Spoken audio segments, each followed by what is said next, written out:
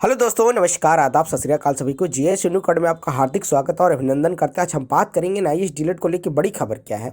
NIS डीलेट को लेकर केंद्र सरकार पर जमकर बरसी जेडीयू की महिला सदस्य। उन्होंने क्या कहा? उन्होंने बहुत अच्छी बात कही है कि युवाओं के साथ ये जो छलावा किया जा रहा है, ये उनके साथ अन्याय हो रहा है। ये केंद्र सरकार कहीं ना कहीं अपने ही कोर्स को लॉन्च करती है, फिर अपने कोर्स को अमान्य करती है। उन्हीं के सदस्य लोग ऐसा कर रहे हैं। क्यों कर रहे हैं? क्योंकि विद्यार्थी इसको समझे और अपनी बात को उनको सोचे समझे। चलिए सुनाते हैं उन्होंने क्या कहा है।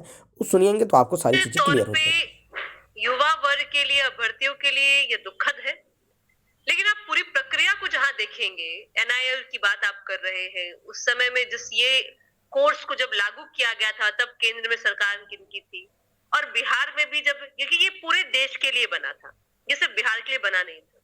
और अब के समय में केंद्र की बनाई गई योजना को केंद्र ही के लोगों ने सर्वोच्च न्यायालय में जाकर करके इसको गलत साबित कर करके अब जो छात्र इनका लाभ उठा चुके थे, जिनकी उम्मीदें जाग चुकी थी कि उनके घर में भी अब कोई रोजगार वाला होगा, जिसको भी रोजगार मिलेगा, वो अपने परिवार को चला पाएगा, अब उनकी जीवन की नैया जो है बीच मझधार फंस गई है।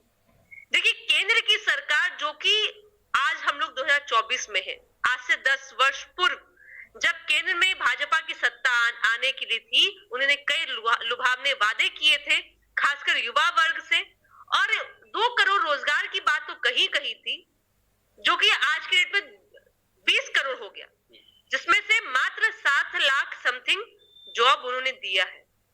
लेकिन जो छलावा देश की जनता के साथ में उस समय जुमला के रूप में हुआ, वो अब भी हो रहा है। ये देश की जनता को और युवा को तय करना होगा कि नौकरी छीनने वाले के साथ जाना है कि नौकरी देने वाले के साथ। एक तरफ बिहार की सरकार, जिसने लगातार अपने युवाओं को रोजगार देने के लिए, देखिए इतना बड़ा एक लगा आयोजन हुआ जिसमें 1,74,000 लोगों, अभ्यर्थियों को, शिक्षकों की नियुक्ति पत्र मिला है। आगामी 13 तारीख को भी मिलने जा रहा है, जिसको भाजपा मेला कहती है। देखिए, उनके लिए युवा का भविष्य जहां सुदृढ़ हो रहा है, जहां उनको नौकरी मिली है, उनके लिए वो मेला है। लेकिन उस पूरे देश के मेला में जो आम आवाम को बेरोजगारी के दौर में भटकने को मजबूर कर रही है, उसको वो मेला नहीं कहते हैं। तो ये बिहार के और तमाम युवाओं को यह सोचना होगा कि 2024 में फिर से वो गलती नहीं करे। लेकिन जो अभ्यर्थियों की मांग है, इसके लिए भी केंद्र की सरकार को सोचना होगा, और केंद्र की नीति दिखाती है कि किस तरह से वो पहले तो वो अपने सरकारी नौकरी को, वो ऑप्शंस को खत्म कर रहे हैं, प्राइवेटाइजेशन कर रहे हैं।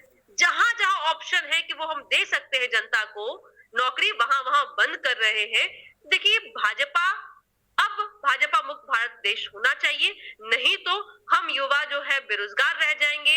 हर घर में युवा आत्मदाह और मैं कहती हूँ आत्महत्या करने लगेगा, क्योंकि बहुत प्रेशर होता है कि युवा पे, उसके परिवार का, उसके समाज का। तो बहुत मुश्किल दौर से ये भारत